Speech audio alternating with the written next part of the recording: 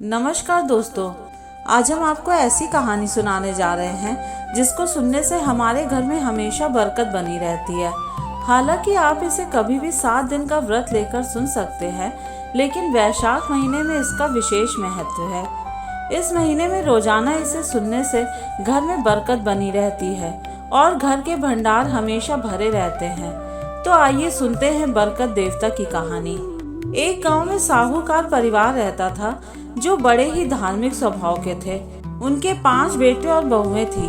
कई पीढ़ियों से उनके परिवार में कोई बेटी नहीं हुई थी, लेकिन जब उनके 5वें बेटे की पत्नी ने बेटी को जन्म दिया तो पूरे परिवार की खुशी का ठिकाना नहीं रहा। उन्होंने खुशी खुशी पूरे गांव में लड्डू बांटे। यह देखकर गांव वाले हैरान रह गए, क्योंकि बेटी के जन्म की खुशी इस तरह मनाना किसी ने न देखा था। गांव के मुखिया ने कहा, साहूकार परिवार से हमें कुछ सीखना चाहिए। उनके लिए बेटी किसी रत्न से कम नहीं है। इस कारण उन्होंने उस बेटी का नाम रत्नावती रखा। रत्नावती का पालन पोषण बड़े प्यार और आदर्श तरीके से किया गया।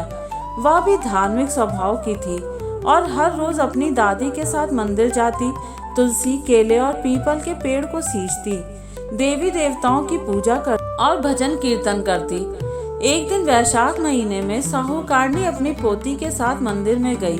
वहाँ बहुत सी महिलाएं वैशाख महीने की कहानी सुन रही थी। दादी पोती भी उन महिलाओं के साथ बैठकर कहानी सुनने लगी।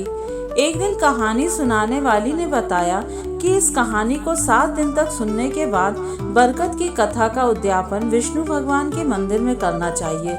इससे घर में कभी भी धन की कमी नहीं होगी और अन्य धन के भंडार हमेशा भरे रहेंगे। साहूकारनी ने तय किया कि वह 7 दिन तक व्रत रखकर यह कथा सुनेगी। 7 दिन बाद उसने बरकत की कथा का उद्यापन किया। रत्नावती उस समय बहुत छोटी थी, इसलिए उसे इस व्रत के बारे में नहीं बताया गया। जैसे जैसे रत्नावती बड़ी हुई, उसका विवाह कर दिया गया। विवाह के बाद वह अपने ससुराल चली गई। ससुराल में रत्नावती की सास खाना बनाती और उसे सबसे पहले अपने पति को खिलाती, फिर बेटे को और बाद में खुद खाती। जो भी बचा हुआ खाना बचता वह रत्नावती को देती। रत्नावती हमेशा यही खाकर सो जाती और धीरे धीरे उसकी सेहत खराब होने लगी। एक दिन उसके पति ने पूछा, तुम दिन ब दिन कमजोर क्यों हो रही हो? तुम ठीक से खाना क्यों नहीं खाती? रत्नावती ने जवाब दिया, आपकी माँ सभी को अच्छा खाना खिलाती हैं, लेकिन मुझे बचा हुआ खाना देती हैं। मुझे भरपेट खाना नहीं मिलता, इसलिए मैं कमजोर हो रही हूँ। उसके पति ने यह सुनकर कहा, मैं अपनी माँ से कहकर तुम्हारे लिए अच्छा खाना लाऊंगा। अगले दिन से वह अपनी थाली का खाना रत्नावती को दे देता और जो खाना बचता वह खुद खा लेता। धीरे धीरे रत्नावती के पति की सेहत भी बिगड़ने लगी।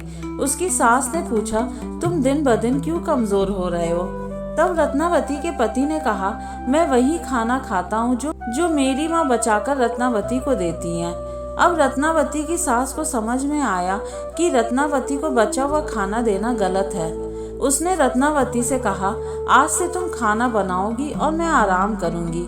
रत्नावती ने खुशी खुशी खाना बनाना शुरू किया और परिवार के सभी लोगों को पहले भोजन खिलाया। जब रत्नावती खुद खाना खाने बैठी तो उसे कढ़ाई पूरी तरह से साफ मिली और उसे कोई खाना नहीं मिला। वह दुखी होकर सो गई। उसके पति ने पूछा, तुमने आज खुद खाना बनाया है तो क्या तुमने भरपेट खाया?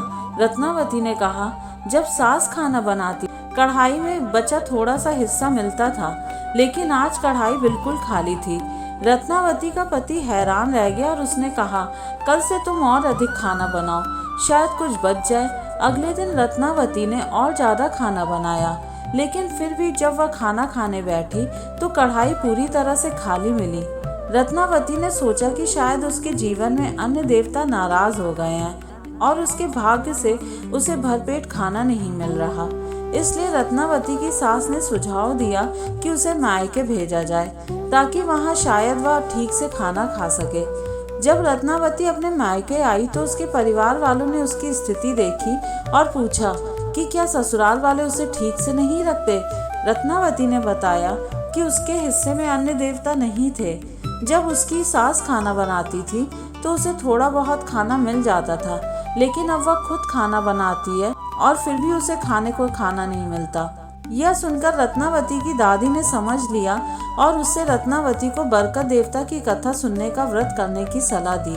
रत्नावती ने अपनी माँ और दादी के साथ मिलकर 7 दिन तक बरकत की कहानी सुनी और व्रत किया। फिर 8वें दिन उसने इस कथा का उद्यापन किया और अपने ससुराल वापस लौट आई। अब रत्नावती की स्थिति में बदलाव आया। उसने अपनी सास से कहा, आज से मैं आपको कहानी सुनाऊंगी। हम सब व्रत करेंगे और 7 दिन बाद बरकत की कथा का उद्यापन करेंगे।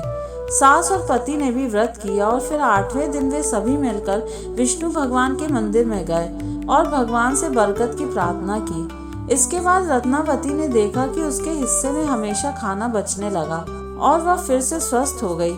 इस प्रकार बरकत देवता की कृपा से रत्नावती और उसके परिवार के जीवन में सुख और समृद्धि लौट आई। जय श्री राधे।